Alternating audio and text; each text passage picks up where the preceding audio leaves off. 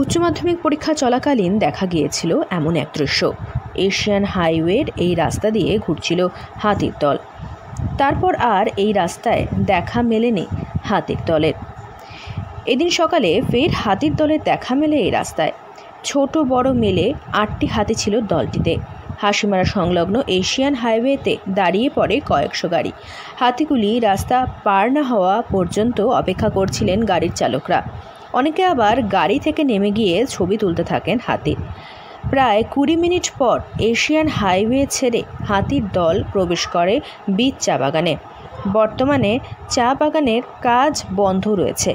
দাপিয়ে বেড়াচ্ছে বুনো হাতির দল।